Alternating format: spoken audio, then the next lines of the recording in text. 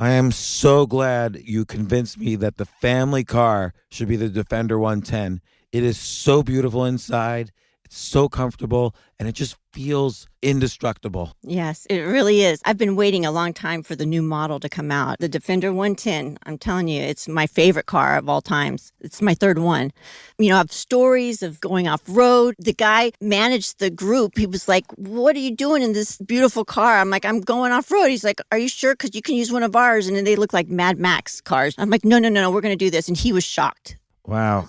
Well, it's great because the Defender has been reimagined for 21st century adventure, and its unparalleled off-road ability as well as its robust interior are invaluable whether you're headed towards uncharted territory or just a weekend of exploration. The Defender 110 tackles challenging surroundings with absolute confidence. The SUV conveys strength outside and in, featuring peerless technology like an intuitive driver display and an award-winning infotainment system. That's my favorite part, to keep you connected no matter where the journey takes you. Adventure is unique to everyone, and so is the Defender. Choose from the two-door Defender 90, the four-door Defender 110, or the larger Defender 130 with the ability to seat up to 8 passengers. You'll find uncompromising performance in all three. So pack up and go even further with the Defender 110. Learn more at LandRoverUSA.com/Defender. Sometimes it takes a different approach to help you unlock your true potential. Capella University's game-changing FlexPath format helps you learn at your own pace and fit earning a degree into your life. From before you enroll to after you graduate, you'll be supported by people who are invested in your success so you can pursue your goals knowing that help is available if you need it. Imagine your future differently at capella.edu.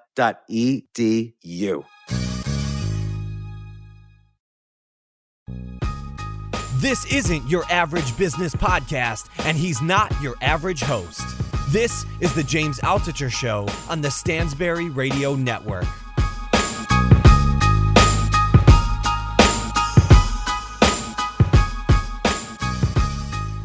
So, Ramit Sethi, I just learned how to say your name. Ramit, how's it going? Pretty good. How are you? Good. Now, Ramit, you were on, I can't even believe this, you were on this podcast 2 years ago. Mm-hmm. Like, I can't even believe I've been doing this podcast now for 2 years.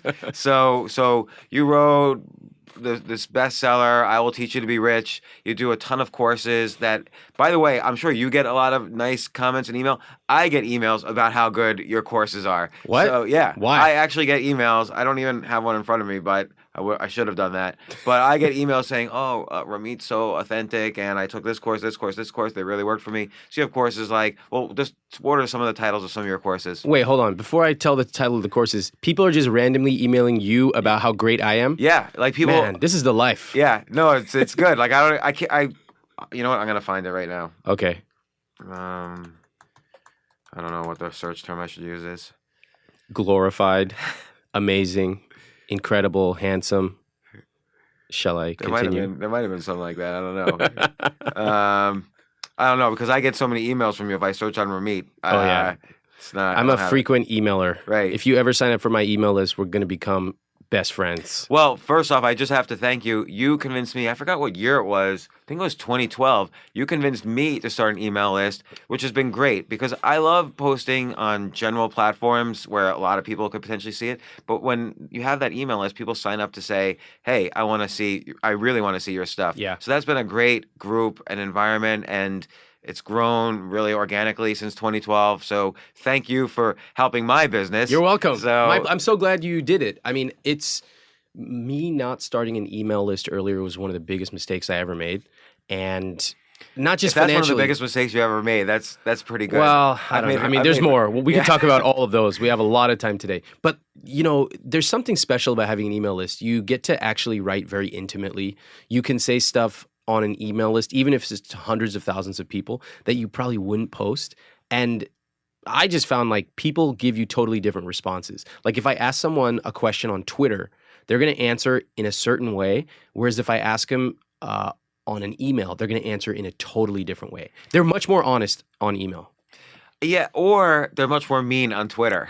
Oh. Or not just Twitter, like any platform where someone who is semi-anonymous can take their own personal pain and like unleash it on you. Yeah. It's going to be they're going to be nasty. They love so if it. someone's like already signed up for your email list, they already said, "Okay, I like this guy. I'm not going to be nasty to him." Mm-hmm. Like what are we've so okay, again, we 2 years ago or 3 years ago, we did a video you and I about the hate mail we've gotten. And that was a huge Masterpiece. video. That's like my most popular video ever. So people just wanted to hear the hate mail. So what's like some recent hate mails that you've gotten? Recent. It could be as recent as 12 hours ago. I have so much hate mail. I've only, for myself, for this podcast, I've only collated stuff from the past 12 hours. So and I had to stop going because it just was going on. I'm a systems guy. I love systems. But it's weird because I apply systems to some odd things in my life. One of them is categorizing my hate mail. So I have hate mail subcategorizations: critics, revenge, proved right. That's my favorite, where they criticize me and then I ended up being right. Those are the best. I love it. It's my favorite thing in the world. Sometimes I just go read through it just for fun. You sent me one where well I'll let you read it, but the woman who insisted she didn't sign up for your email list. Yeah, this was the best. So this lady obviously went on vacation. And she had signed up for my email list and then went on vacation. Well, I send a lot of emails. Big mistake. Big mistake. Don't sign up for Ramit's email list and then go on vacation. Look, I love sending emails, and I write them all. They're all original. A lot of them are really long. So you sign up for my email list, you're going to like me or not. And that's okay. If you don't like it, unsubscribe. So this lady obviously comes back from vacation because she sends me these frantic emails. They're always in all caps. Unsubscribe me. And it's not just one. She's replying to emails from like 4 weeks ago, and she sends replies to email 1, 2, 3, 4. She sends me 26 unsubscribe requests. Now, of course, there's an unsubscribe button at the bottom of every goddamn email, but I just decided to engage. The rule number one of the internet is don't engage with trolls. Right. And that's what I always say, like actually, but our rule is always engage with I don't them. know. Okay, but if you engage publicly, and I want to get back to her email, but if you engage, it's one thing if you engage one-on-one, although I still don't quite agree because I feel like it's not the best use of your time and energy, but maybe you could definitely disagree. not. But if you engage like someone who's attacking you on the internet, you have to reset the clock, and it's another 24 hours before they stop harassing you. Oh, first of all, it's interesting you think of it as harassing. I just think like these guys have no chance. Like, I would never go into a comedy show and heckle a comedian. That's their job. Right. They're going to win. Right. So if you want to try to heckle me on my own email list, there's no way. You lose. I've seen it all. But what if someone's attacking you like on a public forum, not just your personal emails? It doesn't happen that often to me. I for some reason, I actually have, even though I make fun of my readers a lot, they're awkward in many ways. They say weird things.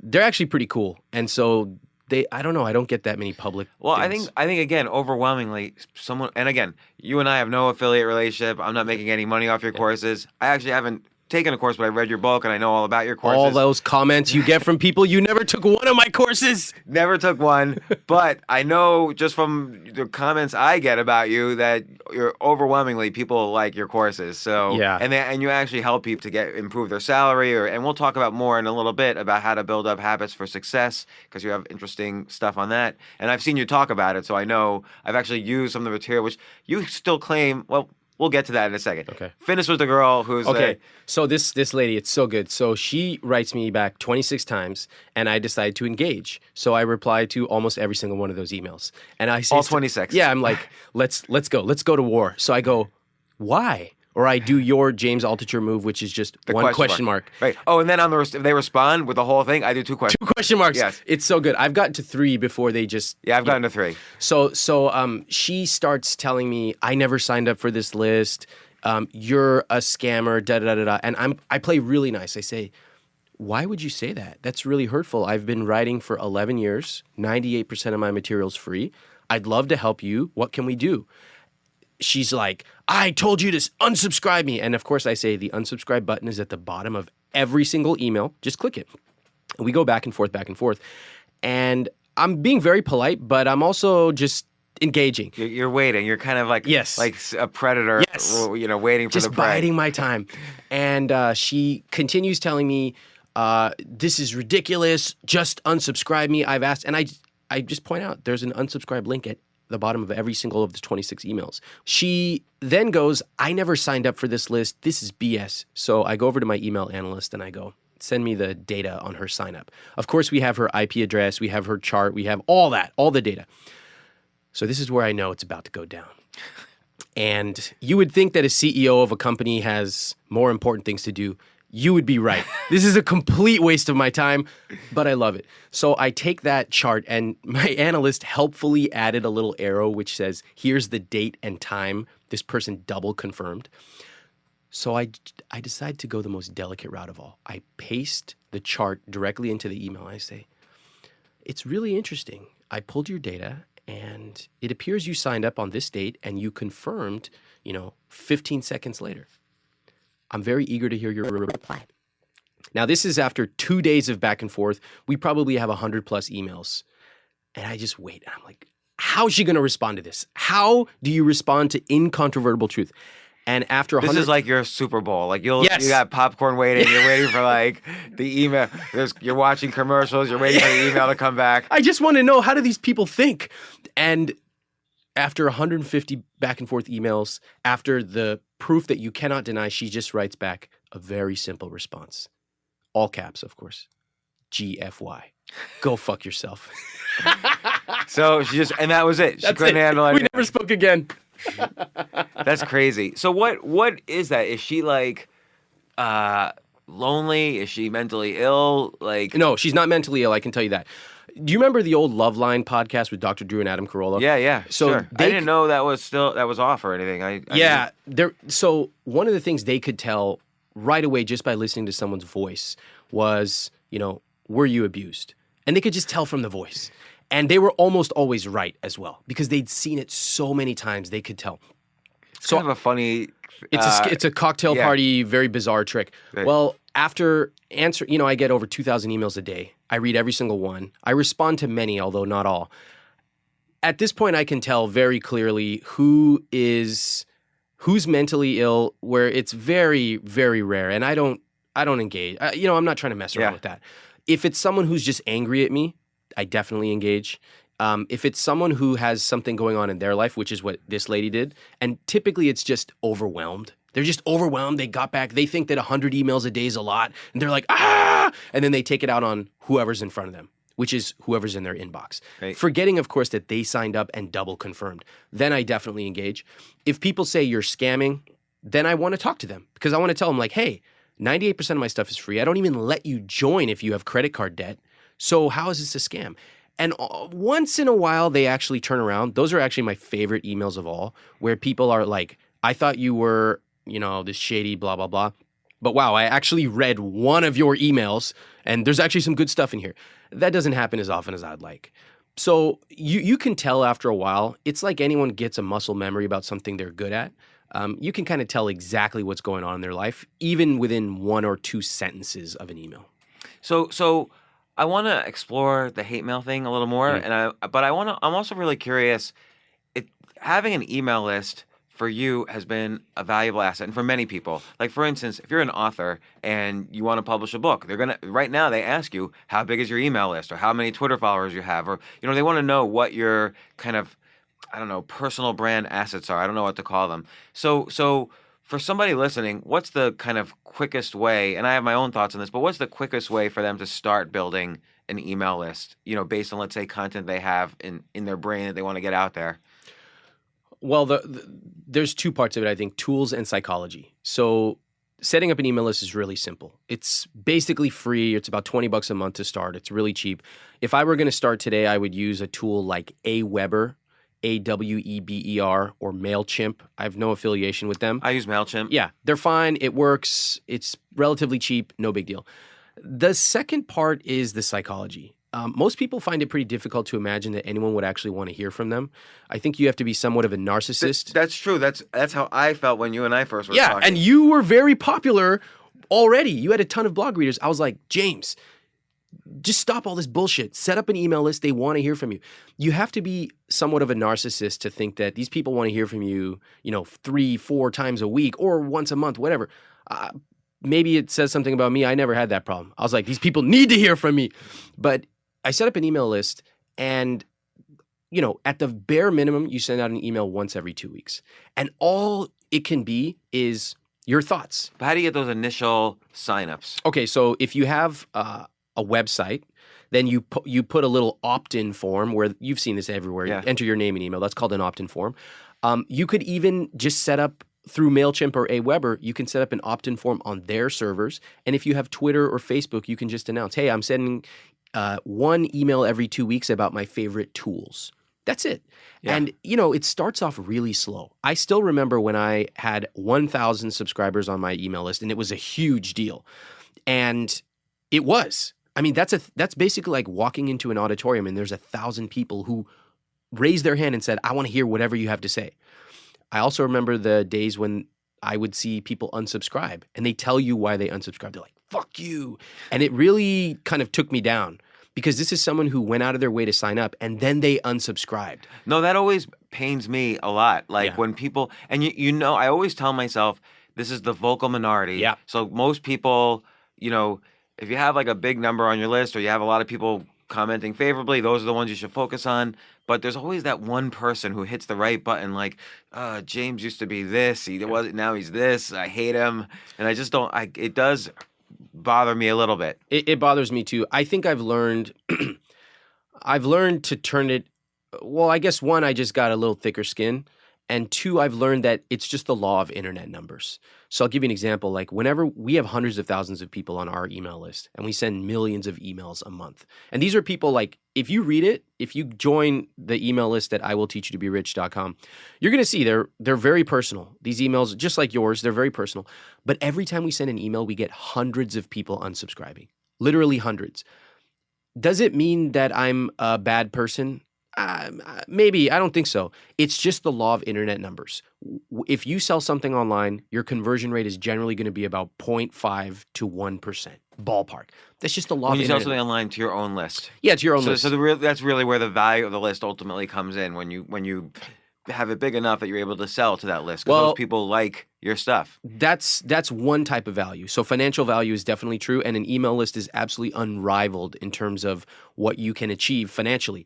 But there's also other value. Like if I go to any city, I can geo-target who's in that city, and I can be like, hey, does anyone want to do a meetup? Can anyone recommend the best restaurants? That's friends in every city in the world forever. That's an asset. It's also like I can add value to them. So they've allowed me into their family room. I can send them emails whenever I want. They've given me that permission. That means I can recommend my favorite whatever. And I've written about you before, so I can help my friends. If I like what they're doing, I can get them exposure to like 500,000 people overnight. That's an asset as well. So money is a part of it, but I feel like that's a pretty straightforward one. There are a lot of more interesting benefits as well. Right. So, I mean, one other way to potentially build an email list, I'm curious if you agree with this, write something for free. Like I noticed you never wrote, you had it as New York Times bestseller, this great book, and then you never wrote a book again, because obviously you can't make money writing books, even if it's a quote unquote bestseller. Wait a minute, James. Everyone tells me you're just writing a book on how to get rich so that you get rich. And I'm like, do you understand the economics of book writing? I mean, I've seen people who have sold millions of copies of books who, after taxes, the agent take, the way the advances are spread out, and the way the publisher takes it back. Like, these people make a living, but I've yet to see, unless it's like, I've not met this person, but unless it's like a John Grisham or something, you don't get rich writing Love John books. Grisham. No, you're right. You don't. It's so it's kind of one of those just phrases people throw around. You're writing a book on how to get rich or whatever. But you're right. One of the best ways to build an email list is to write stuff for free. I wrote for free for years before I even realized I should create an email list. That's what I was talking about when I said one of my biggest mistakes. Right. I should have done that earlier. I should have done it on day one. The other thing I used to do, I used to give more talks. And I actually tested this a lot. I wanted to figure out, these people got out of their chairs, came to some auditorium or classroom, and attended one of my talks. Usually they were free because I didn't know how to charge for speaking back then. But I tried to figure out how to get those people who were attending my talks to join my email list. And so the first thing I tried was on the last slide, I would say, go to this URL and sign up. And I thought, of course they're going to. They sat through an hour of my talk. Like less than 10% did.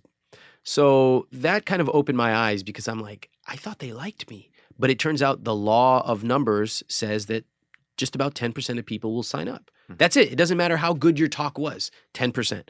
So I started trying all these different things.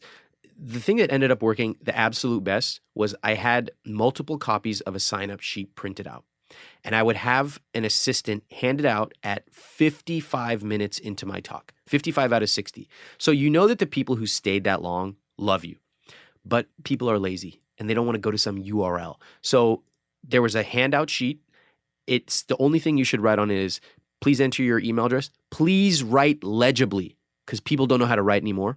And I would get back these sheets full of email addresses and I would add them to my email list. That took the conversion. You allow that? There's like, because there's all sorts of rules about adding people to your email Well, list. they have to double confirm. So once they would then get an email that says, thanks for joining my list, click here to confirm. So double opt in. And that number went from 10% of people signing up to like 95%. Wow. It's amazing. So just these little tests, and it's not just for getting email signups. You can do these tests everywhere in your life. How do you introduce yourself? What do you talk about when you talk to somebody in the elevator? All right. What do you talk about when you talk to someone in the elevator? Well, the better one is the introduction. So people used to ask me, what do you do? God, I used to say, I'm a writer. And then everyone's like, oh, my cousin's son is a writer too. I'm like, your cousin's son's unemployed. He's not a writer. So I started testing different approaches. And the best one is I'm an author. And they're like, oh, an author? Really? And they start leaning in. Oh, what kind of books do you write? And then I just mess with them. I tell them I write erotic fiction. I tell them all this stuff. Whatever, strikes my fancy. But you can get people super interested in you just in the way you introduce yourself. And most people have never tried it. I think what's interesting there, though, is the notion of testing. So you do, in both cases you just described, the email list one and the introducing yourself, it's like you try different approaches, you gauge the reaction. I don't know if you kind of systematically did it, but then you determine what was the best. And I think people underestimate the power of testing in their lives. So like, for instance, let's say I'm building my email list, I'll usually do some giveaway. Like I'll write a whole new book and give it away for free if people sign up. But I'll test the language and the covers and things like that with Facebook ads. Facebook ads, you can do a whole ad and get significant results with just $5 to $10. Oh, for covers and titles. So for my book, Choose Yourself, I don't know if you know this, my initial title was called The Choose Yourself Era. But I kept, whenever I said it out loud, it would sound like the Choose Yourself Error. And so I decided, okay, I'm going to come up with like 5 titles and put up Facebook ads for each. And I'll just measure the clicks. The clicks went nowhere, but I could measure the clicks. So I had the Choose Yourself Era. I had Choose Yourself. I had Pick Yourself. I had a couple others. I think both Tucker Max and Ryan Holiday threw in some title suggestions, and we threw up all of them. And Choose Yourself won by a huge long shot. Pick Yourself, which was Tucker's idea, was number 2, and the Choose Yourself Era was number 3. And I think Ryan had something like, make millions, be happy, whatever. And that came in like distant 10th or whatever. So sad, Ryan. Yeah. That's pretty good, though. I mean, testing can be as sophisticated as what you just said. And it only costs like, let's say, $20. Yeah. Or it can be as simple as trying out the way, you talk to someone at a bar. There's a million different things you can do. So I love that idea. I love it. And it can make major impacts in your life. After a while, it just becomes more intuitive. It's almost like you can do a course, like all the different things you could be testing in your life. So there's all sorts of stuff like diet, relationships, or meeting someone out there, or small talk at a party. Huge. All business stuff, talking to your employer, doing interviews. Testing is like everything. It's everything. Unfortunately, nobody really cares. It's a weird subsegment of people who actually want to test it. Most people, I've discovered, just want the right answer. So, I'll give you an example. We have a course on salary negotiation and finding a dream job. And oh yeah, I was always curious about your course on salary negotiation. It's basically, correct me if I'm wrong, it's how to improve your salary by $1,000. No. I don't care about $1,000. These people use this stuff and they get a $25,000 raise. Like it happens routinely. People get I just met one of my readers the other day. He's like, oh, I've used Dream Job 3 times. I've quadrupled my salary in 3 years. $1,000 for jobs is ridiculous. You should be negotiating way more. So the reason that I started this stuff was actually goes back to testing. When I was a student at Stanford, we went through the recruiting process. Oh, very fancy. You had to drop that. No, I'll tell you why. You know what? It's funny you mentioned that. Did you test that? People come to the site, and it's a site called I Will Teach You to Be Rich, and they're like, they already have their guard up. Already. They're like, this fucking guy. And so you'll see pretty quickly, there's a place somewhere on there which says, graduated from Stanford. That's not for my enormous ego. Okay, it's not. It's the fact that you have to give a credibility marker when you have a site called I Will Teach You to Be Rich. And ironically, I was sober when I picked that name. I can't believe I did. But there's something to it. Whether or not like you agree with educational institution, the fact is, if someone has been on the Today Show and they post a picture of it, that's credibility. Right. And so, look, it's a little ostentatious for me, but that's just the way the world works, I learned. Well, social proof. Yeah. Some kind of testimonial or validation is critical for any sort of sales. So that was what you were able to use. Yeah. So anyway, we went through the recruiting process, and it was pretty easy. They would basically bring companies there, and you just go interview. It's like, okay, here's the job. But I had a small group of friends where we just for some reason loved interviewing. And we would go interview with these companies, many of which we weren't particularly interested in, just to figure out how we could become the best interviewers of all. And so we'd come back to the dining hall and we'd talk about our answers.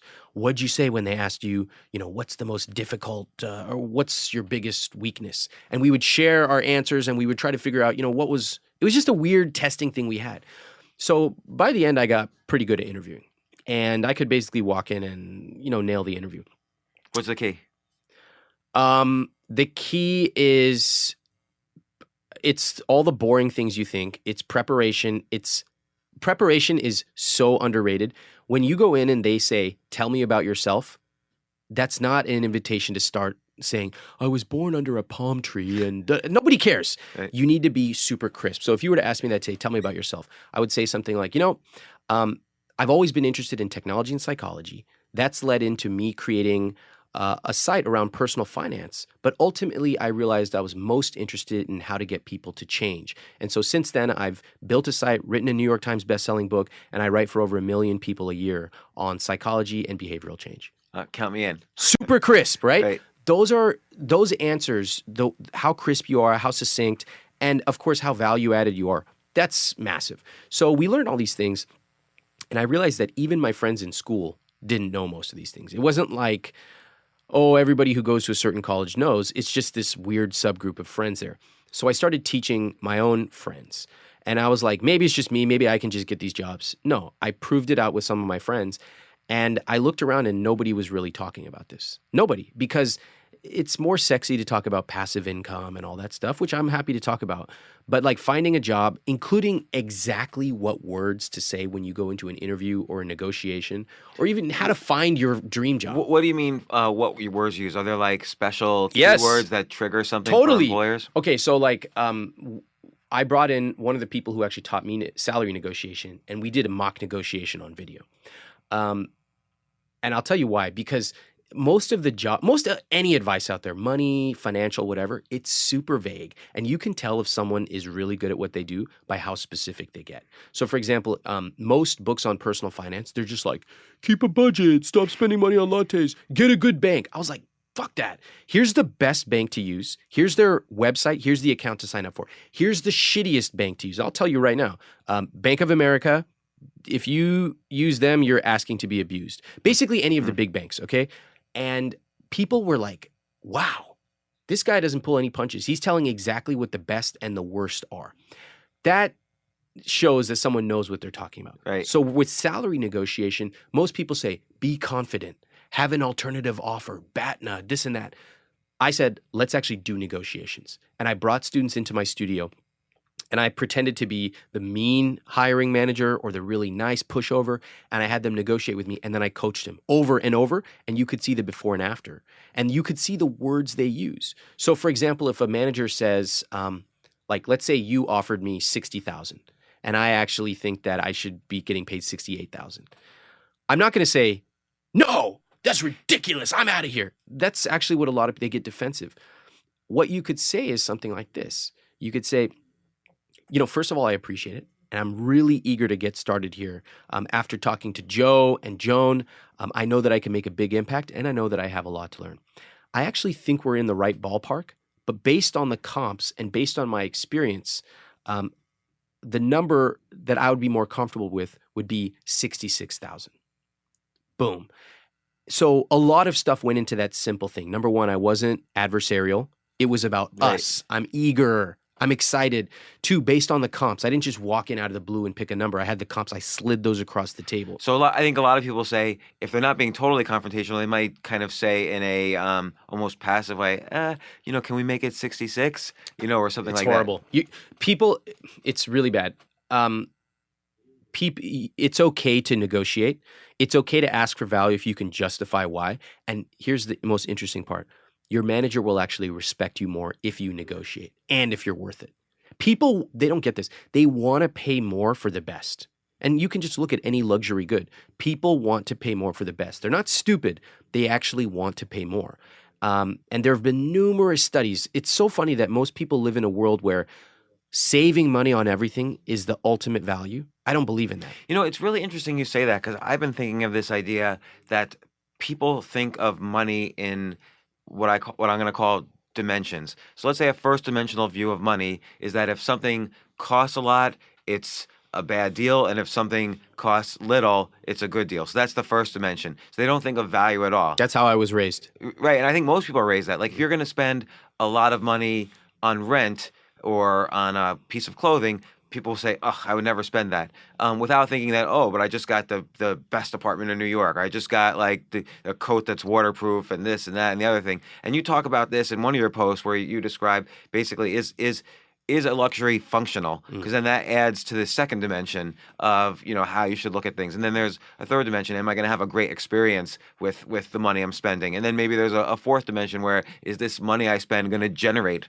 money for me? So I think there's kind of dimensions of money, but I see it all the time from people who don't have money or don't. I don't want to act like I'm not lecturing here, but I think people who don't seem to always get themselves in situations, and I was like this as well, when I was always going broke, it's because I was thinking just one-dimensionally about money. So I was just throwing money away or trying to save in the wrong places. Like, I didn't really understand the multi-dimensionality of money. When did you start to realize that there was another dimension beyond the first one? I think only fairly recently, because I was always good at like making money, and then I would instantly lose it. So I would make millions and millions of dollars selling businesses, building businesses. I was great at building relationships with clients and so on, but I just knew nothing about kind of the subtleties of money. And I would say it's only in the past 6 years that I've kind of figured this out for myself. I mean, most of us are raised in a world of that first dimension of if it costs less, it's better. And if it costs more, you're getting ripped off. Right. I remember going to a gym with my parents when I was a kid. It's funny because Indian people don't usually go to gyms.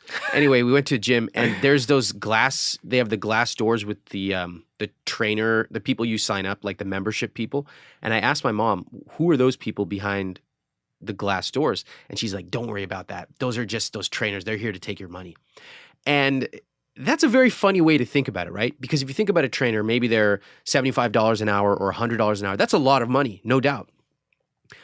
But someone who can afford $100 an hour, just as a general rule, is probably not that stupid. They probably know something. But instead of me saying, hey, what does that person know that I don't? I just thought, they're stupid. I could learn the same thing from a book for free. I'm saving $75 an hour. I'm the greatest. And I learned that, that was basically me through my entire adolescence. And I think a lot of us are raised like that, to think that, some guy who pays X thousand dollars for a first-class ticket, what a stupid idiot. We're both going to the same place. We're both going to walk off the plane. I didn't realize those dimensions. And I think most of us aren't surrounded with people who push us to think that way. Most of us are raised in the first dimension, and we pass it on to our children, and that's how life goes on. Well, it's funny because I was thinking about this a lot I wish I knew this earlier, because what would end up happening was I realized you never can go broke spending money, which is a weird thing to say because people do go broke spending money. But the way I would always go broke is by making really bad, enormous investments. So I would not have a problem with not understand. Like I would not understand why I was making all these bad investments. I would never analyze my investment approach because I figured, okay, this is how you make some more money. But then I would be very very afraid to spend money. But never once did I go broke spending money. Like people think, oh, you must have like bought this, bought that, did all these things. Nope, and I never went broke on just spending money. I was always making bad investments. That's interesting. But that's pretty unusual, don't you think? I mean, most people who, like I have many friends who are six-figure earners and they live check to check. And I'm not exaggerating. They live paycheck to paycheck. But that's because I think a six-figure earner, I think being an earner is a hard thing. Like I think and I had this conversation with Nassim Taleb on this podcast. You have to have some kind of volatility in your earnings. So your earnings show you some feedback. So when you don't make money, you're doing something wrong, and you have to analyze what that means. And when you are making money, or you're making more money, that's good feedback for what you're doing. The steady paycheck, Nassim Taleb says, the steady paycheck, 3 addictions in life, heroin, I forgot a second one, and the steady paycheck. Because you get that steady paycheck for 5 years, and then bam, you're cut off, 0. If I made a simple rule for myself, I had a job, I was a co-founder of a company, but at the same time, my business was taking off. I told myself, look, Ramit, stop driving yourself crazy thinking about whether you should leave or not. And I said, I will only consider leaving and going to do my own thing if this business earns more than my paycheck 3 months in a row. So that was just a simple heuristic, a simple rule I used that allowed me to stop agitating over it in my head and then just wait until the results came in. That way, once I made the decision, I knew that I was financially going to be fine. And it made it a lot easier to go off. That's interesting because with my first business, I should have used a heuristic like that. Instead, I kind of just put my thumb in the air and saw where the wind was blowing all the time. And it took me 18 months to jump from my full-time job to my side business, and it became a good business because I was able to devote full time to it. But I should have done it much sooner. But that's not, mine took me a similar amount of time too. I mean, I think there's actually something to be said for being a little bit more spontaneous. I think we all have our strengths and weaknesses. Mine might be, one of my many weaknesses would be sometimes being a little bit too cerebral and like planning it out. But being conservative, though, I think, and mitigating risk, I think, is key to being a success. Like people think entrepreneurship is about taking risks, and I don't. I think it's about mitigating risks. I agree. That's a common misconception. People think, oh, it's so crazy, because from the outside it does look crazy. James, you left your high-paying job to go do this crazy thing, but there's a lot of subtle mitigation happening that's not really talked about or recognized. Same thing with us in our business. Like we'll make some huge bets, but most of the time it's like playing poker. You're just being very subtle about it and being conservative. Well, that's where the testing comes in. Boom. And you could start off small and see how it goes. Like any marketing campaign should be tested. We run, at any given time, we're running over 10 tests. And those might be simple A/B tests on our homepage. They might be year-long longitudinal price tests. Who knows? And the truth is, most of them don't pay out at all. Most of them fail, like the vast majority. But you have to be comfortable creating a lot of garbage in order to find the gem.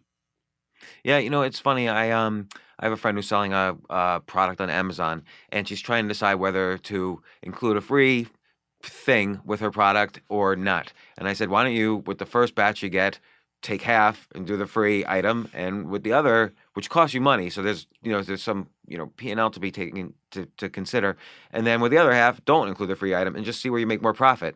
And she's like, oh yeah, that's a good idea. So we'll see. But I think in general, people should think in terms of testing. Yeah, there's this question that I get a lot from students: should I do this or that? And it always makes me think back to when I was in high school and I was applying to colleges. And when you get the application, I'm going to steal that line, by the way, as a blog post. Should I do this or that? Okay, that's a good line. Good. And there's an FAQ on these college applications, and it says, as if the student is writing it, should I take the easy class and get an A, or should I take the tough class and get a B? And the colleges, I love how ballsy they were in their answer. They said, as a general rule, we encourage you to take the most challenging class that you can. But just so you know, most of our students who are accepted here take the most challenging class and get an A. In other words, yes and yes. Right. Stop thinking yes or that. It's yes and yes. Yes, you should do that, and you should do that. And I love that example about your Amazon thing. Yes, you should sell it, and you should test it without. Do Right. both. Right. People don't understand the do both, but once they hear it, it's like a light shines. Like they say, "Oh yeah, why? Of course, I should do it that way." Mm-hmm. So I want to read. Actually, I want to get back to the hate mails for a second, and then we still have to talk about habits for success because you've written about that recently. I thought it was brilliant. But you once sent me a comment that appeared in your either emails or this is on your this is a spam on your YouTube channel. Yeah. But I won't say this guy's name, but he actually writes to almost everybody who comes on my podcast and says almost the same thing or even worse. So I'm not going to say his name because I feel bad for him. And this is a clear case of mental illness. Okay. But this is the kind of emails I get as opposed to like unsubscribe me.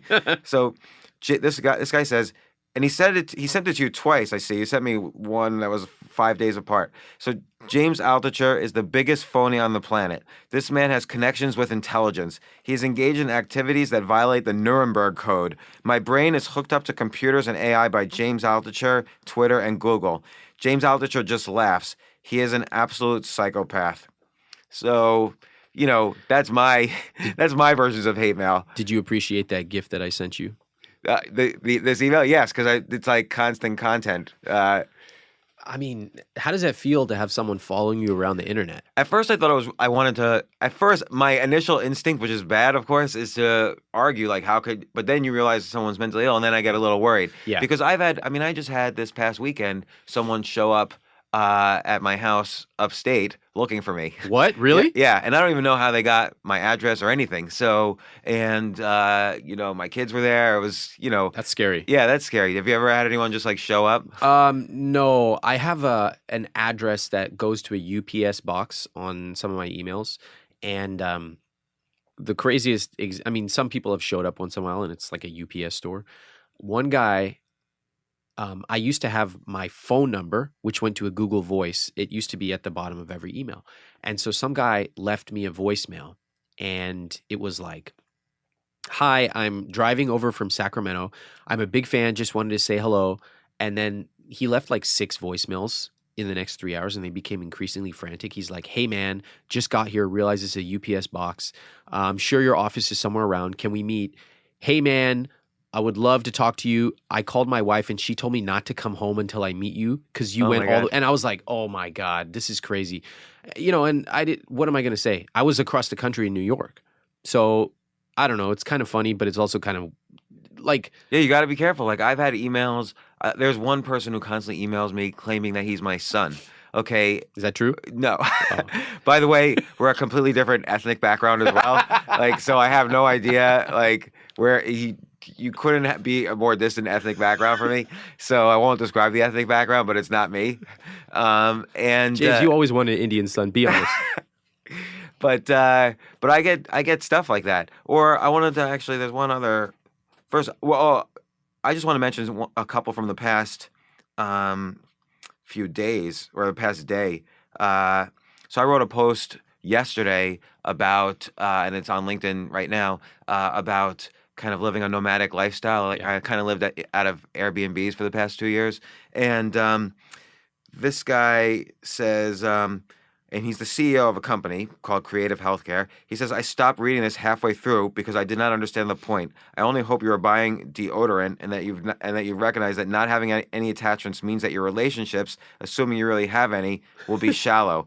So I like when people diagnose me. Those are a lot of subtle digs. Right. That was very nuanced. Right. You need to wear deodorant and my relationships are going to be shallow. But I've had other ones. I had one where this one was on my Facebook page and so many people commented in response to her that eventually she deleted her own comment, which deleted all the responses. So I don't remember it exactly, but she basically said, you sound really, again, shallow, and I only hope you're taking lithium. So I really— Why are all these people diagnosing you with this stuff? Yeah, I don't know. It's like every professional doctor has decided to become a YouTube spammer.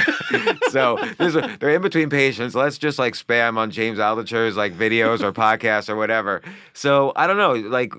There is this need. I think people project their own. Maybe this person needed lithium. I don't know. I don't want to say that, but people pretend to project some aspects of their own personality onto whoever is in front of them, like you were saying earlier. Well, I think this is why you and I find it so fascinating, because I think a lot of people are like, why do these two guys keep talking about hate mail? Why? It is fascinating, though, because it's funny. It's and you have to have a certain personality to not, like, to engage. Like, you have to be kind of a weirdo. Here's why I think it's fascinating. Number one, I think that the biggest surprise I've had with the hate mail I get is when I reply to people, and I'm usually pretty nice when I reply, just because I don't know. So the biggest surprise I have is most people are shocked that they hear back from me. Like, shocked. Yeah, no, I agree. When I respond, it's almost as if you're pointing a mirror at them and saying, hey, look, you're human also. Like, yes, act like a human. And so it's almost like shaking them or jolting them out of this weird stupor. And a lot of them go, oh my God, I didn't know anyone would actually read this. Which raises the question, why the hell are you sending this anyway? Right. But that's sort of a longer discussion, right? If you're sending an email to someone where you don't even think they're going to read it and you're pouring out whatever emotion, usually it's vitriol, whatever, what the hell's going on? And so when someone actually says, hey, man, I'm curious why you wrote that. Like, I send each of these emails. I take a lot of time to do it. What can I help you with? It's very shocking to see their reaction. Yeah, no, I'm gonna try it. For the next day or so, I'm going to respond to hate comments. But then what happens, I just feel like then you're rewarding the haters somehow. Well, so that's a good point. And sometimes, like, people just want to be heard. But other times, if they really are, like, negative or they're saying things untruthful, then you could bring the hammer down. Right. That's all right, too. Like I said, you're never going to beat a comedian at heckling. So if they want to play, they can play. But I don't know. The biggest reason I love it is just as a student of human psychology. I don't have that many friends who would send angry emails to some random guy online. So I actually get to meet these people every day and talk to them and figure out what's going on.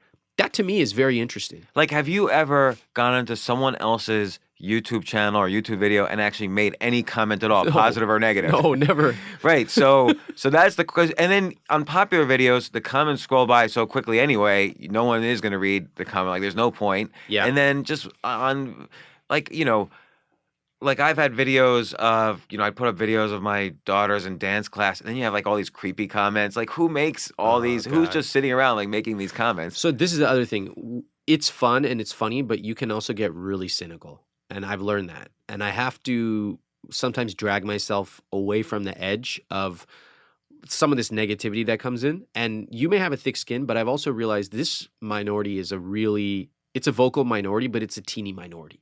And so it is teeny, although they'll claim they're not. They're saying everyone thinks this. Yeah, they'll say if it's only these three, it must be hundreds of these. Yeah. It really is a tiny minority. And I can tell you, just based on the amount of negative emails I get, it's like a fraction of 1%, a teeny fraction. Based on the number of people who ask for a refund, that's a teeny fraction as well. And so I think you can decide to spend your life focusing on the negative, or you can actually spend more time on the people who like you. There are like hundreds of thousands of people on my email list. They gave me permission to write to them. They like hearing from me. I love writing to them. And so I have to remember those are the people who I'm writing for. It's like my friends. My friends are not going to leave negative, weird comments on YouTube. They're actually like, hey, I want to start an online business. How do I do it? And they're the ones who are going to buy. They're the ones who are going to use it. The negative people, here's a crazy thing. I used to keep track of all the negative people who wrote about me. I would keep it in a private bookmark collection. And is that weird? I don't know.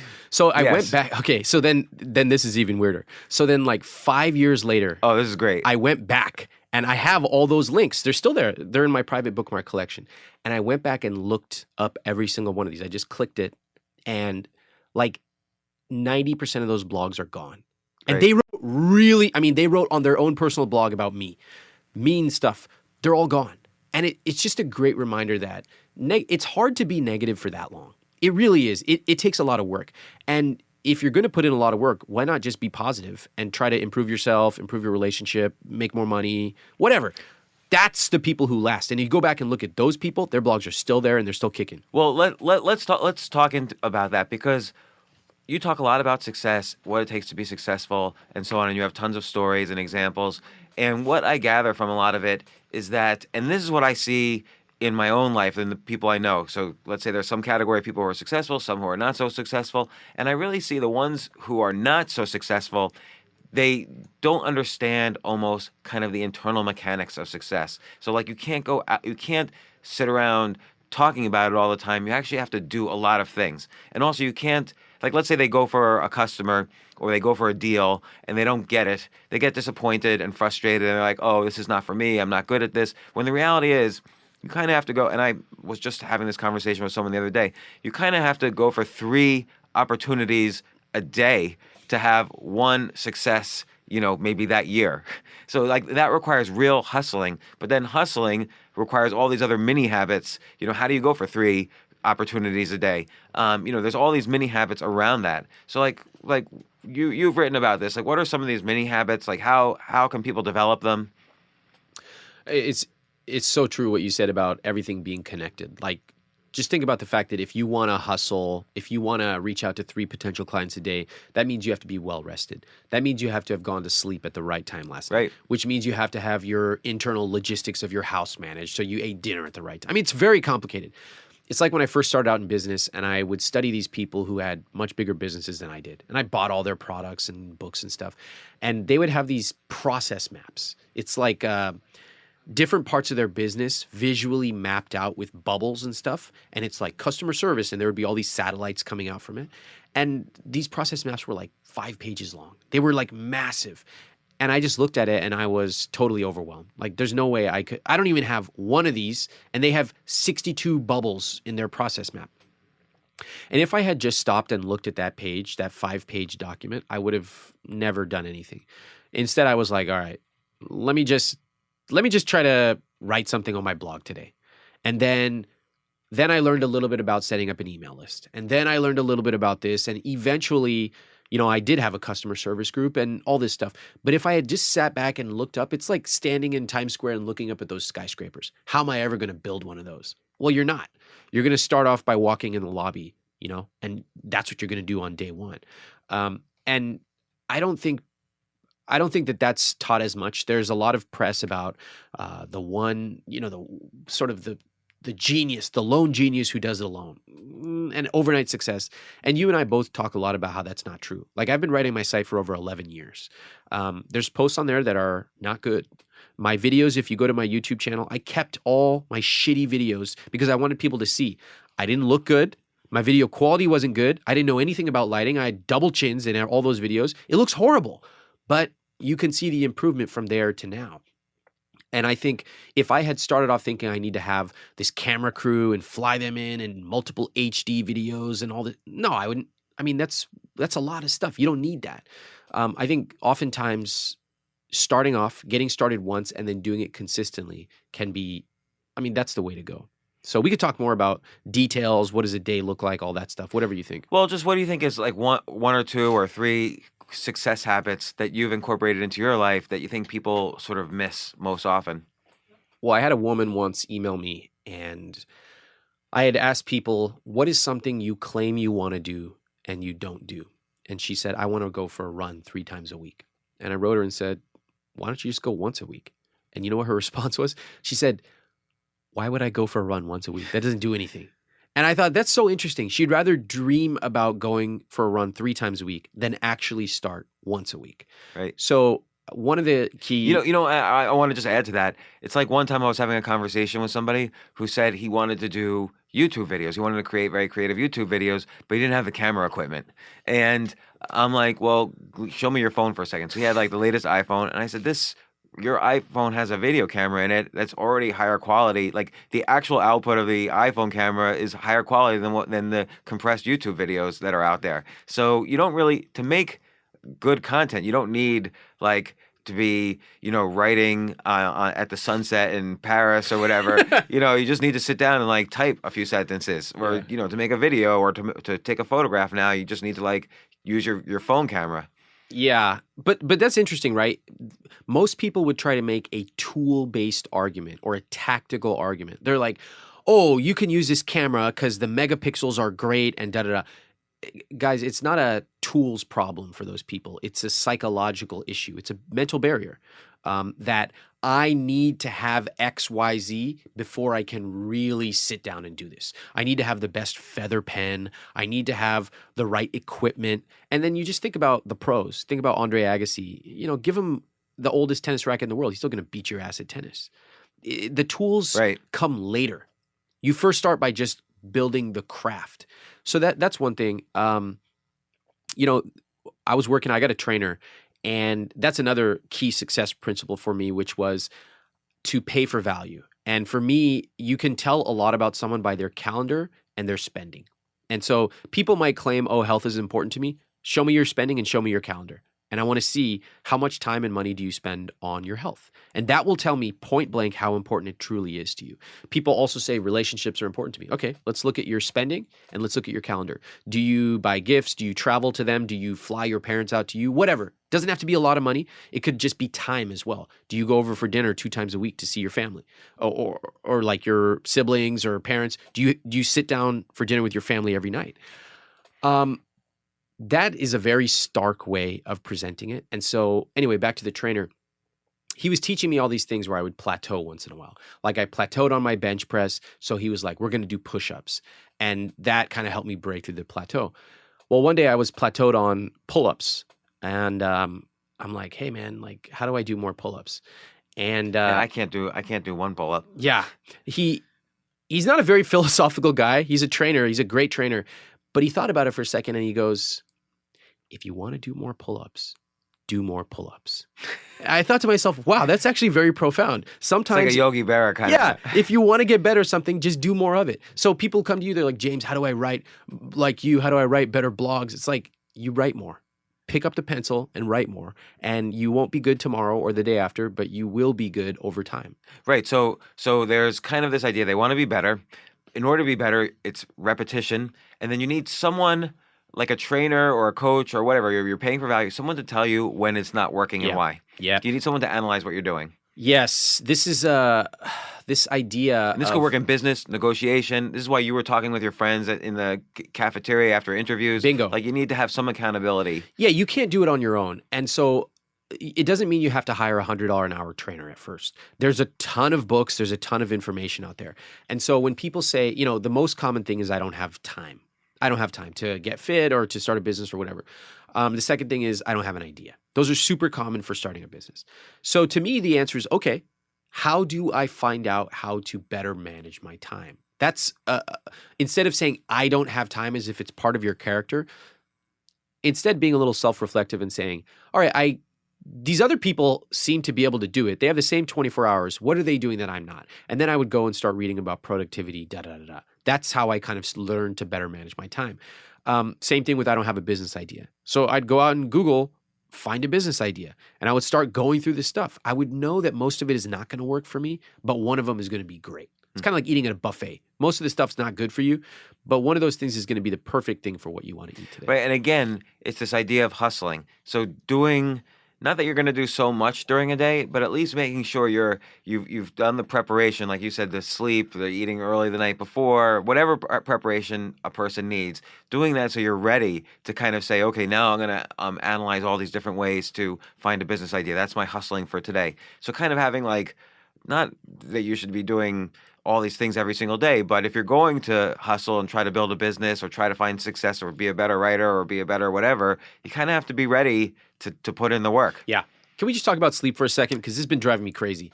So like every single person, especially online, they complain about their sleep. There's 2 things people online love to complain about. Number 1, I don't sleep well.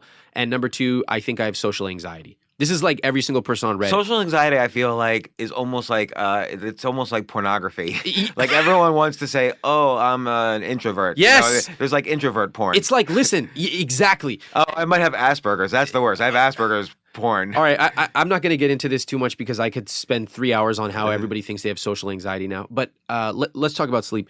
This drives me nuts. So people are like, oh, I wish I could sleep better. I'm so jealous that you can go to sleep and you wake up early, blah, blah, blah, as if it's a character issue. I'll tell you 2 things. Everybody's doing the same 2 things. 1, they drink caffeine really late in the day. And 2, they use their computer at night. This is one of those things that's absolutely amazing to me because everybody thinks they're a special snowflake. but they're all doing the same things. It's just like money. Everybody thinks, oh, I have this special situation and that. And it's like, dude, automate your money, set your investments to go, and your debt will be paid off automatically and you will have a lot of money. It's straightforward. It's not magic. It's math. And I look at these areas of life like fitness, sleep. These are areas that are really interesting to us because number one, the solutions are seemingly simple, but most people approach them tactically. And instead, if you look at it psychologically, you start to ask yourself like, hey, all these people who have trouble sleeping, why don't they stop drinking coffee at, noon? Why do they take their computer into their bedroom and then complain about staying up till 2 a.m. browsing Reddit?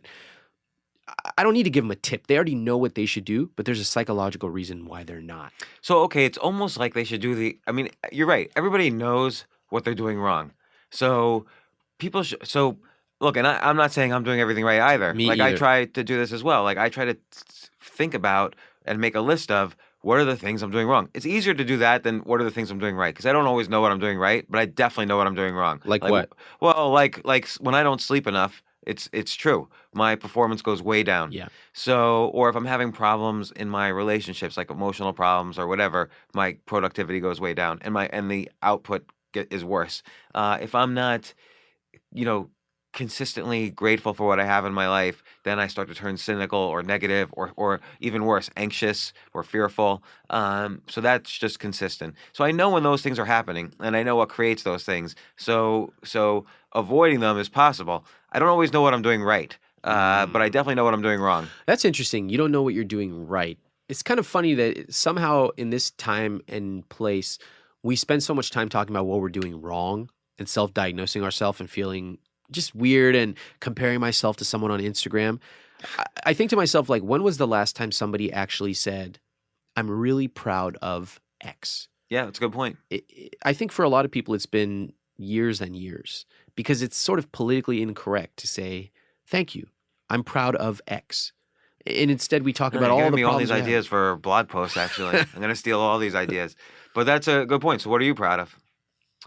I'm proud of consistently writing for 11 years. I'm proud of always pushing the limit and I could have just been writing about personal finance for 11 years. I'm proud of pushing into different areas. And I'm most proud of the relationships that I have, including personal relationships and the team that we've built, which is growing and growing, and it's fully remote. So everyone's around the world, around the country. That's not easy. That's it shouldn't be that way. I should be, honestly, this as an Indian guy, I should be sitting here wearing a huge Cisco shirt and being a network engineer somewhere in Sunnyvale, but I'm not. And that, I'm proud of that. So given that your business is such a machine right now, it sounds like, and I've been seeing the results of it, what are the problems you confront right now? I feel like your business has hit like a new level, even in the past, few years. Thank you. What are the challenges at that next level?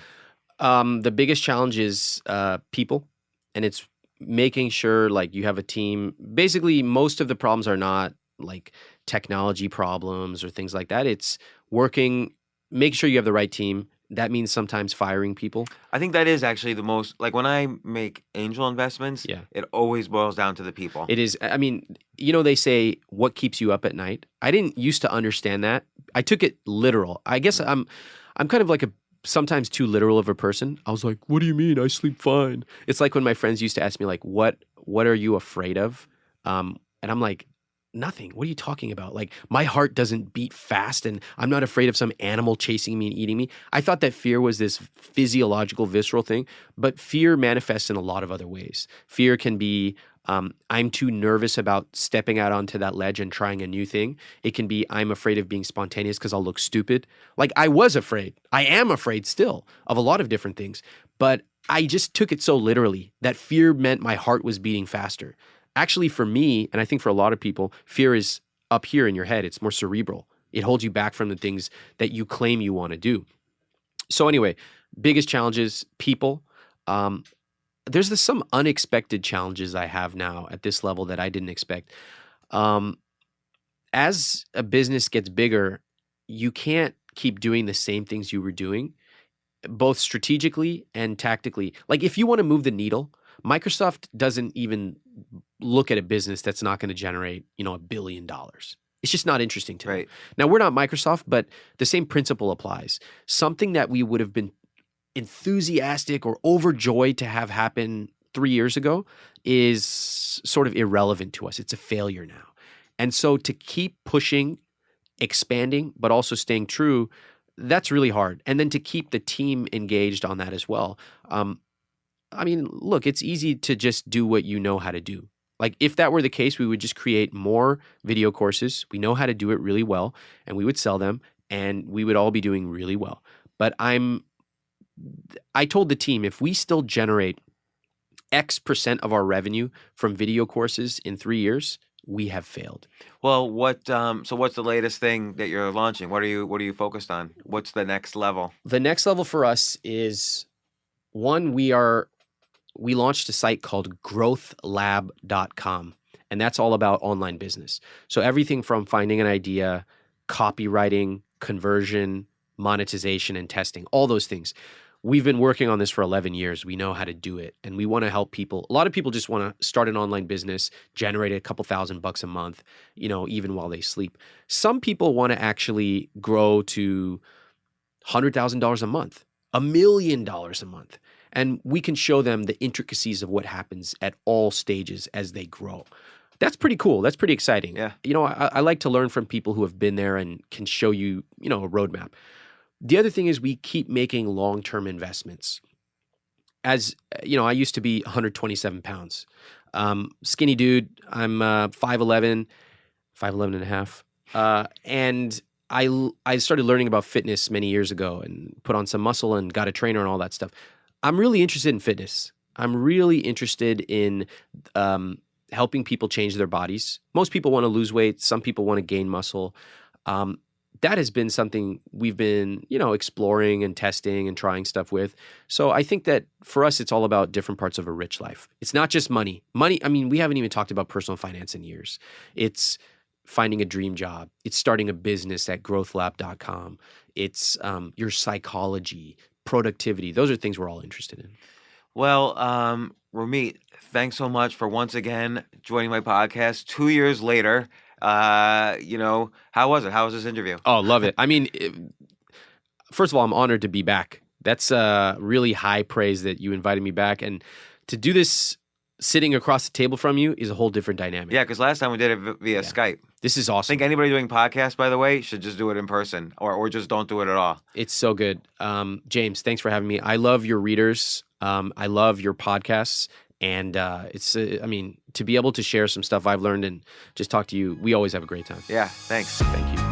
For more from James, check out the James Altucher Show on the Stansberry Radio Network at stansberryradio.com and get yourself on the free insiders list today.